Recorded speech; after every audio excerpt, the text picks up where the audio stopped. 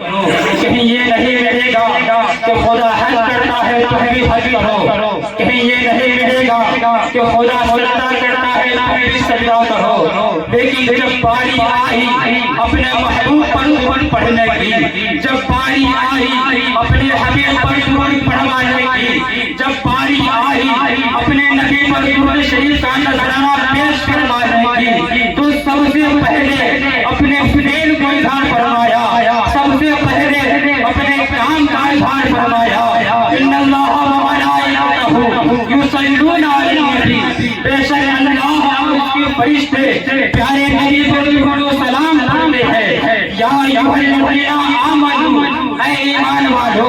صلو علیہ وسلموا تسلیما، تم بھی پیارے نبی پر درود و سلام پڑھا کرو، اور بہت سے کام ایسے ہیں جو اللہ ہی کرتا ہے، ہم نہیں کر سکتے، زندگی اللہ دیتا ہے ہم نہیں دے سکتے، موت اللہ دیتا ہے ہم نہیں دے سکتے، روزی اللہ دیتا ہے ہم نہیں دے سکتے، تو بعض کام ایسے بھی ہیں جو ہم کرتے ہیں اللہ اس سے پاک ہے، ہم سجدہ کرتے ہیں اللہ اس سے پاک ہے، ہم اطاعت کرتے ہیں اللہ اس سے پاک ہے، ہم نماز پڑھتے ہیں اللہ اس سے پاک ہے، ہم صدقہ کرتے ہیں اللہ اس سے پاک ہے، ہم خیرات کرتے ہیں اللہ اس سے پاک ہے، اگر کوئی کام ایسا ہے کہ خود خالق کائنات کرتا ہے اور اس کے فرشتے کرتے ہیں اور اپنے بندوں کو بھی کرنے کا حکم دیتا ہے، تو وہ ہے نبی پاک پر درود شریف پڑھنا،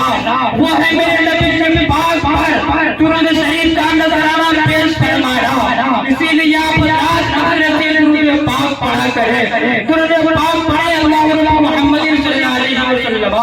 نبی والی محمد صلی اللہ علیہ وسلم، صلو علیہ وسلم سلام علیہ یا رسول اللہ صلی اللہ تعالی علیہ وسلم، اور حدیث شریف میں ہے کہ جس دعا کے اول و آخر درود شریف پڑھا جائے وہ دعا رد نہیں جاتی بلکہ قبول کی جاتی ہے۔ آپ دنیا کا جائزہ لیں، جب فقیر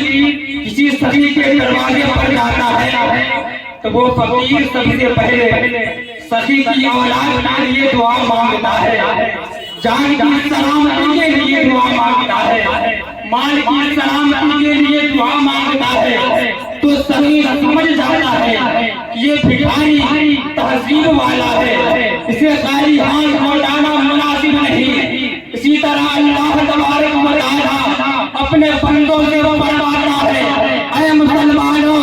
ہم دھن دولت کے بے نیاز ہیں، ہم اولاد کے پاک ہیں، لیکن جب تم میرے پاس کچھ مانگنے کے لیے آؤ تو میرے محبوب پر درود پاک پڑھتے ہوئے آؤ، ہم تمہیں خالی ہاتھ واپس نہیں کریں گے بلکہ ہم تمہارے سامنے مقصد کو بھر دیں گے، سبحان اللہ، اسی لیے آپ اگر دعا کریں تو درود پاک پڑھیں تب دعا کریں، اللہ تبارک و تعالی آپ کی دعا کو قبول فرما لے گا۔ آئیے میں اپنی گفتگو کو آگے بڑھاتا ہوں، درود پاک پڑھیں اللہ محمد صلی اللہ علیہ وسلم، صلو علیہ وسلم علیہ یا رسول اللہ صلی اللہ علیہ وسلم۔ اللہ تبارک و تعالی قرآن مجید میں ارشاد فرماتا ہے وبالوالدین احسانا، اپنے والدین کے ساتھ سلوک کرو، اپنے والدین سے محبت کرو، کیونکہ سب سے بڑا حق انسانوں میں جس کا ہم لوگوں پر ہے وہ ہے ہمارے ماں باپ۔ میری آقا صلی اللہ علیہ وسلم کے پیارے دیوانوں، انسان مسجد کی تعمیر میں چندہ دیتا ہے اور مسجد کی تعمیر میں چندہ دینے کے بعد وہ تصور کرتا ہے کہ مجھ سے بڑا قوم دنیا کے اندر کوئی نہیں ہے، انسان مدرسے میں چندہ دیتا ہے یا مدارس چلاتا ہے یا کتابیں چھپوا دیتا ہے یا فقیروں کی جھولی میں ڈالتا ہے، تو انسان یہ تصور کرتا ہے، انسان یہ کہتا ہے میں نے اللہ کی رحمت اتنا کر رہا ہوں، لیکن اللہ کے حبیب صلی اللہ علیہ وسلم فرماتے ہیں سب سے زیادہ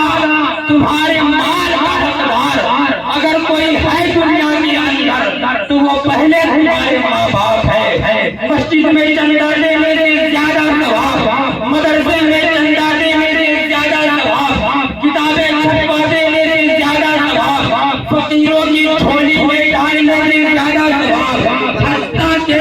حج کے اوپر خرچ کی جانے والی رقم سے زیادہ ثواب اگر کسی پر خرچ کرنے کی بنیاد پر ملتا ہے تو وہ ماں باپ پر خرچ کرنے کی بنیاد پہ ملتا ہے۔ میرے آقا صلی اللہ علیہ وسلم کے پیارے والوں ذہن کو حاضر کرے، لیکن بڑی افسوس کے ساتھ یہ کہنا پڑتا ہے